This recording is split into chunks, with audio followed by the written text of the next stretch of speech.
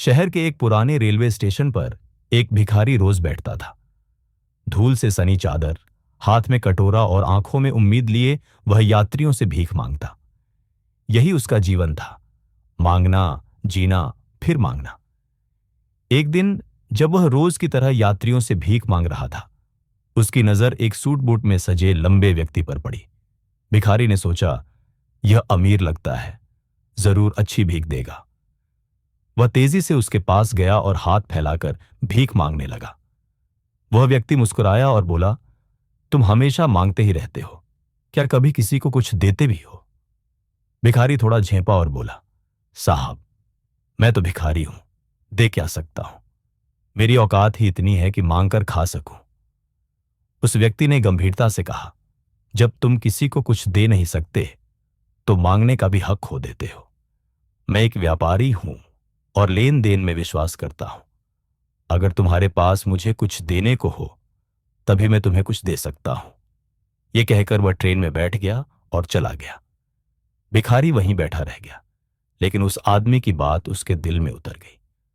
वह पूरी रात सोचता रहा, क्या सचमुच मुझे कुछ पाने के लिए कुछ देना चाहिए? लेकिन मैं क्या दे सकता हूं? 2 दिन तक वह इसी विचार में उलझा रहा। तीसरे दिन वह स्टेशन के पास बैठा था। तभी उसकी नजर पास के पौधों पर खिले सुंदर फूलों पर पड़ी। उसके मन में विचार आया, क्यों न मैं भीख देने वाले लोगों को इन फूलों के बदले कुछ दे दूं।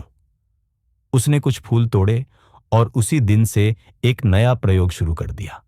जब भी कोई उसे कुछ भीख देता, वह बदले में उसे एक सुंदर फूल थमा देता। कुछ लोग मुस्कुराते, कुछ चौंकते, लेकिन सभी फूल लेकर खुश होते। धीरे धीरे उसकी यह अनोखी आदत चर्चित हो गई। लोग उसे सिर्फ इसलिए भीख देने लगे कि वह बदले में उन्हें फूल देता था। फूल खत्म होते ही भीख मिलनी भी बंद हो जाती थी। यह सिलसिला कई हफ्तों तक चलता रहा।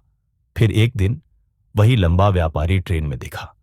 भिखारी तुरंत उसके पास गया और बोला, साहब, आज मैं खाली हाथ नहीं हूं। अगर आप मुझे कुछ देंगे तो बदले में ये सुंदर फूल आपके लिए है। व्यापारी ने हंसते हुए उसे कुछ पैसे दिए और बदले में फूल ले लिए। वह मुस्कुराकर बोला, अब तुम भी व्यापारी बन गए हो, लेन देन का नियम समझ गए। भिखारी की आंखों में चमक आ गई। वह ट्रेन से उतरा और आसमान की ओर देखकर बोला, मैं भिखारी नहीं, एक व्यापारी हूं। अगले दिन से वह स्टेशन पर नहीं दिखा। लोग समझे शायद कहीं और चला गया। लेकिन 6 महीने बाद उसी स्टेशन पर 2 सूट बूट पहने व्यक्ति मिले। उनमें से एक ने कहा, क्या आपने मुझे पहचाना?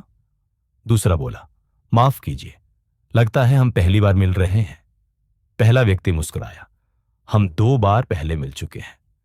पहली बार आपने मुझे बताया कि मुझे जीवन में क्या करना चाहिए, और दूसरी बार बताया कि मैं कौन हूं। मैं वही भिखारी हूं। दूसरे व्यक्ति ने हैरानी से उसकी तरफ देखा। अरे, वो फूल वाला भिखारी?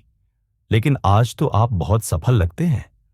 पहला व्यक्ति बोला, हां, अब मैं एक फूलों का व्यापारी हूं। मैंने ट्रेन में जो पैसे इकट्ठे किए थे उनसे फूल खरीदे और स्टेशन के बाहर एक छोटा सा स्टॉल शुरू किया। आज मेरे पास शहर में 2 दुकानें हैं। आपने मुझे जो सिखाया वह मेरी जिंदगी का टर्निंग पॉइंट बन गया।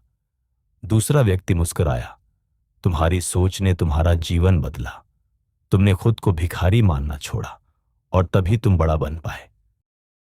कहानी की सीख।